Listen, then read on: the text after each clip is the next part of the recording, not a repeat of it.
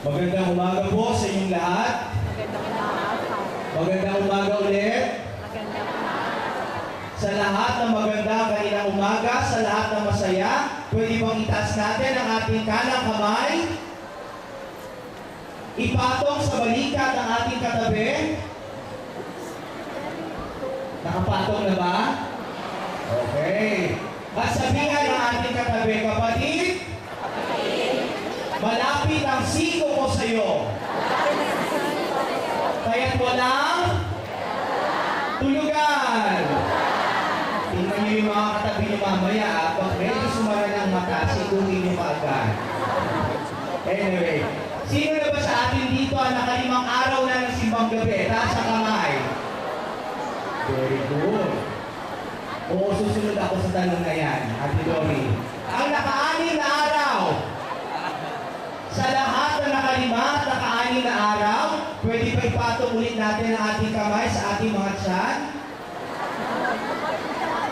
Gamitin natin ang ating mga tiyan. Okay? Sa anim na araw, lumaki na ba ang ating tiyan sa kakakain ng bibingka? Sa kakakain ng buto-bumbong? At sa kakakain ng sopas na hindi mainit? Okay. Anyway, sabi daw nila, pag nakikita natin ang tao na malaki ang tiyan, dalawang bagay ang naglalaro sa ating isipan. Huwag muna po kayong tumingin sa ating dito sa harapan. Dalawang bagay ang naglalaro sa ating isipan. Una, maaari na ang taong ito ay buntis. Ibig sabihin, merong laman na buhay ang kanyang tiyan. Merong lamang sanggol ang kanyang tiyan. Maaaring siya ay buntis. Pangalawa, maaaring ang taong ito ay bundat. Ibig sabihin na ang kanyang tiyan ay punong-puno ng kabusugan ng pagkain. Pwede nyo ba tingnan ang mga katabi nyo? Tingnan ang mga tiyan kung buntis ba o bundat. Huwag na kayo tumingin sa amin sa harapan.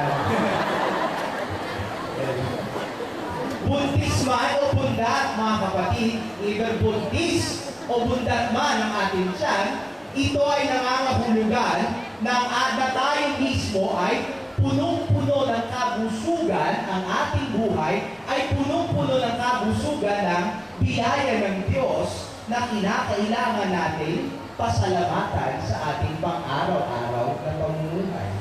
Pasalamatan sa biyaya ng buhay na kanyang ipinagkaloob sa atin at pasalamatan din sa biyaya marahil ng pagkain na nagbibigay ng buhay, nagbibigay ng lakas sa ating buhay. Sa ating ebanghelyo ngayon, narinig din natin ang kwento ng dalawang babae na masasabi natin punong-puno ng biyaya sa kanilang buhay. Narinig natin ang kwento ng dalawang babae na nag-uumapaw ang galak sa kanilang puso dahil sila ay una, buntis. At pangalawa, sila din ay bundat. Buntis at bundat. Sino bang dalawang babae nito? Ang una ay sino? Ang una ay parang gutom atang lahat dito. Walang bundat. Ano? Maria. Okay. Ang una ay Maria. At sabi dito sa ating ebanghelyo, si Maria ay nagdadalang tao. Nagdadala siya ng buhay sa kanyang sinapupunan. At ito ay ang buhay ng Mesiyas. Ang Mesiyas na ang ating tagapagligtas. Ang sanggol na magbibigay ng panibagong buhay sa ating katauhan. Ang sanggol na magbubukas ng pag-asa sa ating lahat.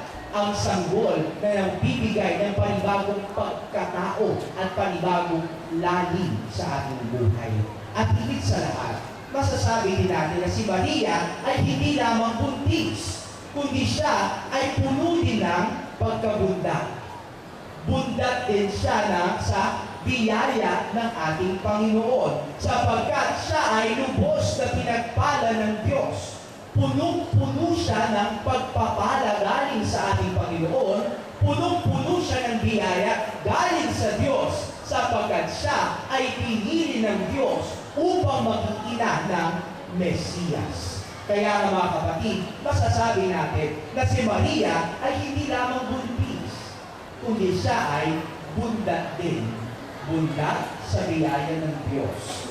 Ang pangalawa ay sino? Dito nga, hindi ko marinig. Doon sa likod. Sino ang pangalawa? O sa unahan. Very good. Ang pangalawa ay si Elizabeth. At sabi sa ating Ebanghelyo, si Elizabeth din ay nagdadalang tao sa kanyang sinapupunan. At dinadala niya ang buhay ng tagapaghanda ng Mesiyas. Dinadala niya ang buhay ni Juan Bautista sa kanyang tiyan. At dahil dito, masasabi din natin na hindi lamang buntis si Elizabeth, kundi siya din ay bundat sa biyaya ng Diyos. Bakit nga ba bundat sa biyaya ng Diyos si Elizabeth? Sapagkat nagkaroon ng last trip ang lola niyo. Diba? Kahit matanda na siya, kahit uugod-ugod pa siya, biniyayaan pa rin siya ng anak ng ating Panginoon. Biniyayaan pa rin siya ng panibagong buhay sa kanyang sinapupunan ng ating Panginoon. At ito ay patunay mga kapatid na meron pa talagang asim ang lola ninyo. Meron pang asim si Elizabeth. Nagmamaganda ang lola ninyo. Sapagkat kahit siya ay uugod-ugod, meron siyang biyaya ng buhay na natanggap sa ating Panginoon. Kahit si Elizabeth ay uugod-ugod, sa pagkakataong yon, siya ay nagkukuba dahil siya ay nagkukuba sa kabuntisan at nakukuba sa pagkabundat sa biyaya ng buhay na ipinagkaloob sa kanya ng ating Panginoon. Nakakita na ba kayo ng lolang buntis? Nakakita na ba kayo ng lola na biglang lumaki ang kanyang tiyan dahil meron lamang buhay ang kanyang tiyan? Ate Dory, nakakita ka na ba? Wala pa. Siguro ang sabuatin na, lola na biglang lumaki ang tiyan, lola na nagkaroon ng buhay ang tiyan, siguro mukha itong langka na sobrang hinog, na nagbabadyang pumutok. Diba? Dati uugot-ugot lang dahil sa katandaan, ngayon umuugot-ugot dahil sa sobrang laki ng tiyan, sa sobrang bigat ng tiyan. Anyway, dito mga kapatid, makikita natin na dahil sa pagbubuntis ng dalawang babaeng ito, dahil sa kabundatan ng kanilang tiyan, kulang na lang siguro ito mampling ang kanilang puso sa kagalakan. Masasabi natin na ang kwento ng dalawang babaeng ito, ang kanilang pagbubuntis, ang kanilang pagbubundat, ay nagbigay na nag-uumapaw na galak sa kanilang puso. Nag-uumapaw na galak dahil sa biyaya ng buhay na kanilang natanggap sa ating Panginoon. Dahil sa puspos, siksik, liglig at nag-uumapaw na biyaya ng buhay na kanilang natanggap at ipinagkaloob sa kanila ng ating Panginoon.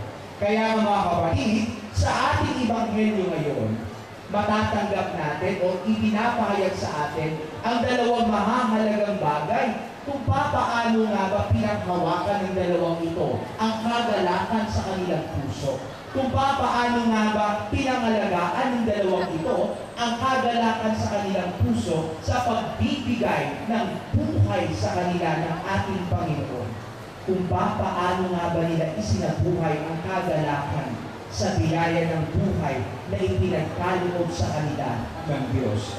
Dalawang mahahalagang bagay para sa atin ngayong araw na ito na nagpapaalala sa atin kung paano din natin kailangang paghawakan ang biyaya ng buhay na ibinabahagi sa atin ng Diyos.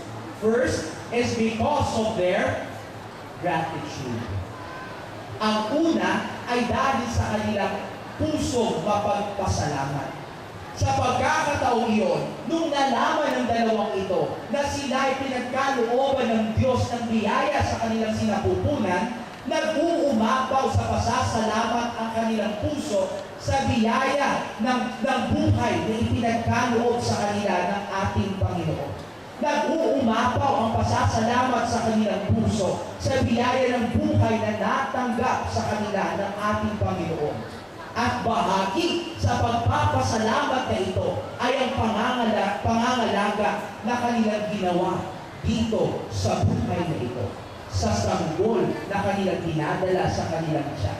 Kaya mga kapatid, masasabi natin na kung merong manggalak sa puso ng dalawang babaeng ito, ang kagalakang ito ay nag-uugat sa kanilang pasasalamat sa lahat ng kabutihan, sa lahat ng pag-ibig ng Diyos na kanilang natanggap sa kanilang buhay. Pasasalamat sa pag-ibig at kabutihan ng Diyos sa biyaya ng buhay. Mga kapatid, ito ay paalala din sa ating lahat na sana kagaya ng dalawang ito, tayo din ay matutong magpasalamat sa Diyos sa biyaya ng buhay na Kanyang ipinagkaloob sa atin. At bahagi sa pasasalamat na pwede natin maipaabot sa Kanya ay ang pangangalaga sa bawat biyaya ng buhay na meron tayo ngayon. Pangangalaga sa bawat biyaya ng buhay na ipinagkatiwala sa atin ng ating Panginoon. Tanungin natin ang ating sarili ngayon. Ilan ba sa atin ang nakapagpasalamat na sa Diyos na hanggang ngayon tayo ay buhay? Meron na ba dito sa inyo? Ilan ba sa atin ang pagkatapos gumising sa umaga, nagpapasalamat sa Diyos dahil nakadilat pa ang ating mata? Ilan ba sa atin dito, sino nga yung mga kanina, yung nagtaas ng kamay na naka-anim na araw na ng simbang gabi? Okay, very good. Ang tanong, ilan ba sa atin ang nakapagpasalamat na sa Diyos dahil umabot tayo ng 6 na araw na simbang gabi at hanggang ngayon, dilat na dilat ang ating mata? Diba? Meron nga sa atin, meron ng iba dito sa atin, hanggang Adbyento lang, hindi na maidilat ang kanilang mata. Diba? Pero tayo, andito ngayon, nakakagising tuwing umaga, kahit nakakatulog man kung bumili, pero gising na gising pa rin tayo sa 6 na araw ng simbang gabi ito. Ibig sabihin mga kapatid, buhay na buhay tayo, punong-puno at nag-uumapaw ng buhay ang ating puso. At ito ay patunay sa atin na ang pag-ibig at presensya ng Diyos ay nananahan sa ating buhay. Ito ay patunay sa atin na ang pag-ibig ng Diyos ay nandito ngayon sa pusong ito, nananahan, gumagabay sa buhay natin. Kaya kung meron man tayong pasasalamatan sa ating Panginoon, kung meron man masasabi nating rason kung saan nag-uugat ang ating galak na ito ay dapat sa pasasalamat natin sa presensya at pag-ibig ng Diyos na patuloy na gumagabay sa ating buhay. Pero mga kapatid, nakakalungkot pag-isipin, marami sa atin ngayon nababalo ng kalungkutan ang kanilang puso. Bakit nga ba kung minsan nakakaranas tayo ng kalungkutan sa ating buhay? Bakit nga ba kung minsan nababalutan ng kalungkutan ang ating buhay? Sapagkat madalas, hindi natin binibigyan ng halaga ang buhay natin. Madalas, hindi natin binibigyan ng halaga ang biyaya ng buhay na ipinagkaloob sa atin ng Diyos. Ginagawa natin ordinaryo ang buhay na ito. Kung minsan walang galak ang ating mga puso, sapagkat una sa lahat, hindi natin i-recognize na ang buhay natin ito ay biyaya o regalo ng Diyos na ipinagkaloob sa atin. Kaya nga marami sa atin naglulugmo. Marami sa atin nagre-reklamo sa buhay. Bakit? Sapagkat hindi natin tinitingnan na ang buhay natin ito ay mahalagang biyaya sa Diyos na nagpapaalala ng Kanyang pag-ibig at Kanyang presensya sa atin. Nakakalungkot man isipin, pero marami din sa atin ngayon sinisira ang kanilang buhay sa bisyo.